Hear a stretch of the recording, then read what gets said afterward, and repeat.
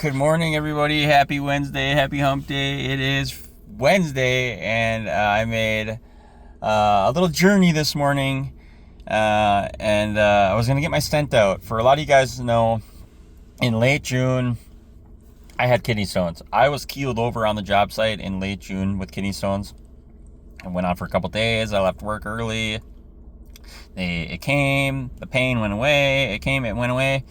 I was like, what is going on? I haven't had kidney stones in a long time, right? So the next day, I think it was July 1st, I'm on the job site. I'm keeled over. I'm like, I got to go into the hospital, you guys. Something's going on. I got appendicitis. Something's happening, right? So I went into the hospital and ended up having kidney stones. Two stones. One stone that was like 7.9 millimeters and another one that was like 8.8 millimeters. Somewhere in there. Like pretty large stones, right? And so they sent me home. I stayed strong. The urologist scheduled me for a surgery 2 weeks out, so I had to go through the next 2 weeks in mid-July. I took a little bit of time off here and there of work, not much, but I did take some time off dealing with this pain. It was really bad. I'm staying strong. I'm doing what I need to do. And then I had the surgery, and then the surgery, while I was under the knife, while I was in surgery, my doctor, Dr. Tran, found a cancerous mass on my bladder. They took a biopsy. I had to wait about a week to find out what that was all about, and I ended up being bladder cancer. He removed it. No extensive treatments that I have to do because he removed it. I just have to go in and get checked up every once in a while. And so today was August 5th.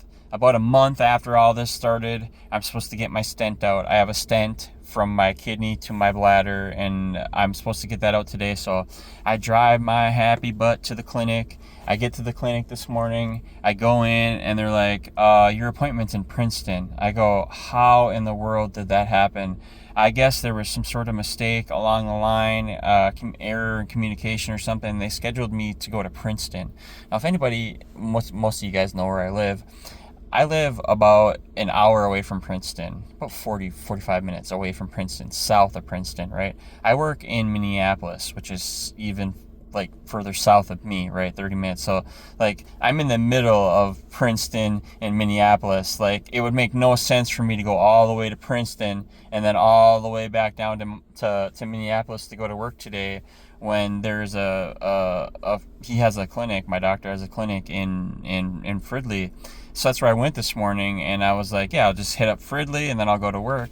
And I was all excited to get my stent out, but I guess they had me pegged for Princeton. So I was sitting here waiting. I'm waiting for the clinic to call me back to reschedule, and I'm hoping to get rescheduled for today, but I don't think I can take any more time off today to drive around because in all reality, our job got switched from Minneapolis to Forest Lake. So this is a whole big mess because if I were to go to Princeton, I would have to drive from Fridley all the way to Princeton, do my appointment.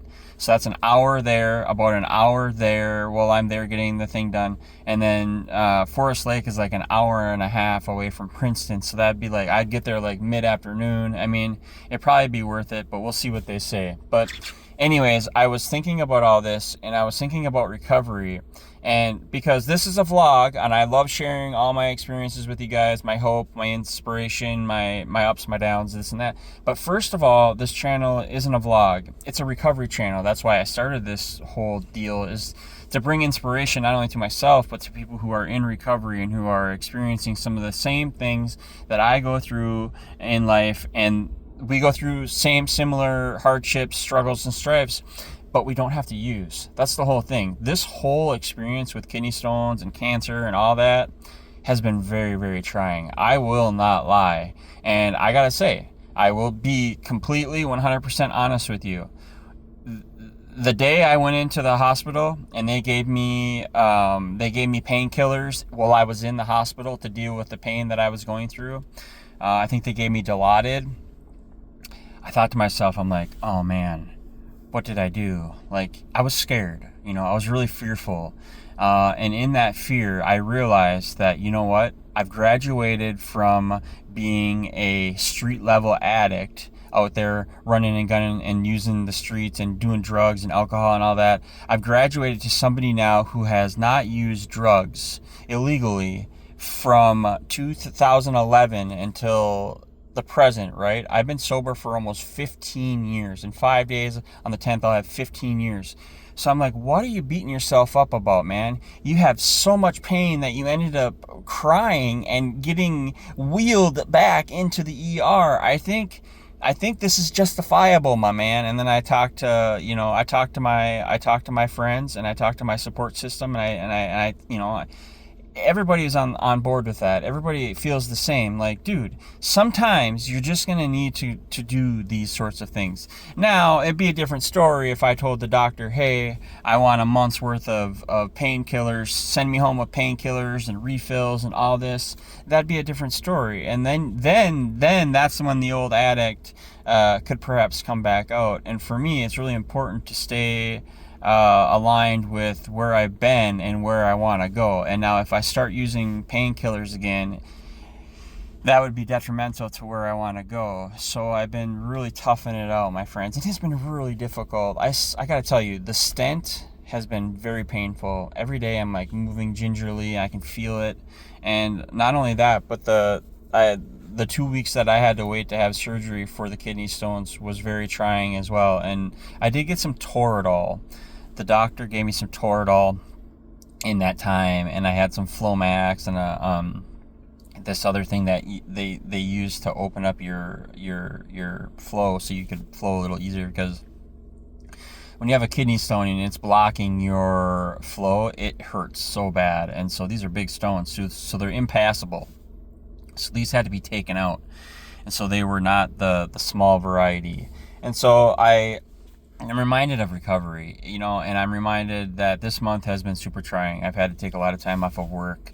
Not a lot, but enough. And, I don't have paid PTO, or, I don't have a lot of things to help supplement or compensate for the times that I've had off. So I've had to just realize that this is just the way it is, right?